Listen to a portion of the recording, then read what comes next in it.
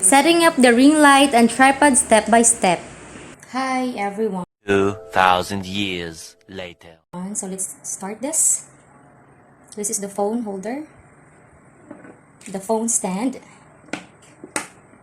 and our ring light. So first step,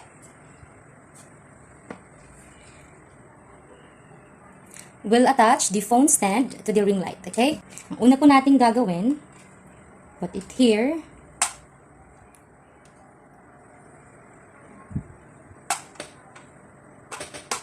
Yeah.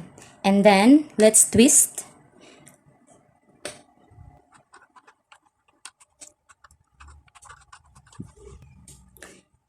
Okay. So, once maano na natin na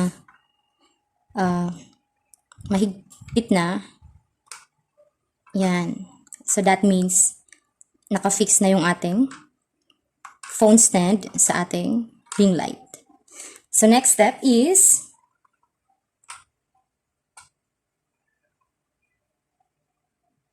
yung ating phone holder. Let's put it here sa ating phone stand.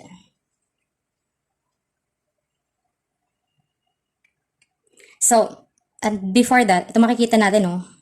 Gumagalaw. It's moving. So, ibig sabihin, hindi siya naka-lock. So, dapat, let's twist it bago natin ilagay yung ating phone holder to make sure that it's secure. So that whatever we do, we would know na safe yung phone natin, it will not fall. So, sa mga nafo-fall dyan, dapat alam natin kumapit tayo ng mahigpit. Yes. Kumapit na mahigpit. So, wag nating hayaang ma-fall. Yung ating phone. Yan. So, ayan na, hindi na siya gumagalaw. Yan, hindi na siya. So, it's fixed already, guys. So, let's put our phone holder to it. Yan. Saktan yung... Oh, kailangan tumunog siya para... Yan na siya. So, ito naman, makikita nyo dito gumagalaw siya. But I already had it fixed. Kahit naman nag-bend yan siya, so it's okay lang. Makikita natin yan. So, this would be our lock. Para, just to make sure na yung ating phone holder, hindi siya malalagay. Hindi siya mafo-fall. Yan. Ano siya? Ikot-ikot lang. Ikot-ikot lang. Ikot-ikot. Yan. Twist it. So, pag alam natin secure na siya. Yan. So, ang kagandahan natin. Okay. Ang kagandahan dito, pwede natin siyang galaw-galaw. Kasi meron siyang ano dito. Yung sa back. Tingnan natin yung back. Oh. Yan o. Nagagalaw-galaw natin siya. And aside from this, ito. Hindi siya matigas, guys. Yan. Nabibend siya. Yan. Yan siya, oh. Yan. So, pwede natin siyang magalaw. So, siya. It's been fixed already. Ito naman, na-sure na natin yan, ha. Oh, tingnan mo. Ginalaw ko siya. So, ayan. Diba? So, kailangan din natin siyang i-lock. Ayan. So, that's how simple it is to set up the ring light together with the phone holder, phone stand, and all. Ayan na siya. Ayan. So, pwede ko nang ilagay yung aking phone, guys.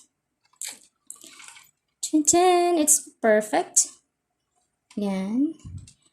Siya. So, ganyan lang siya kasimple. And, makikita natin yung features dito. Tingnan mo yung baliktad. Ayan. So, ito. Ayan. Ready na. So, let's put it to our tripod. Since we had our ring light and the phone holder, phone stand, ready na siya to put it on our tripod. So, same drill. Ikot-ikot lang. Ikot-ikot. Okay, so, same drill lang. Ikot-ikot lang natin siya.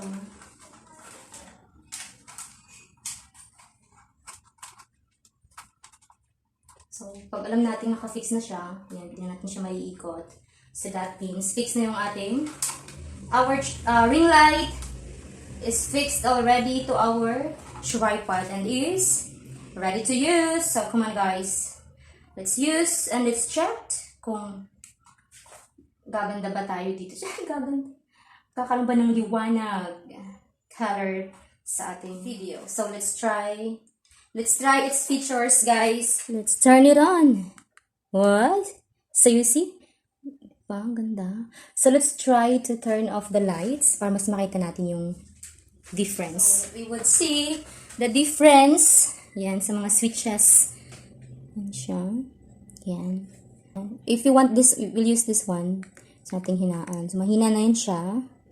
And then, let's try this one if yan, gusto natin siyang ito. Kita nyo? So, meron tayong light. Yan, parang yellow light. Yan, so mas dim. Gusto natin yan, so nakaano din siya. Hinaan mo. Yan. So, if you're going to decrease the light, increase the light, adjust mo lang. So, just press the plus button and the minus one if you wanted to reduce the light. That's it. And if you wanted to change it, so that one. So, same thing, same drill. Press lang natin yung yan. So, that's how it works. Thank you for watching.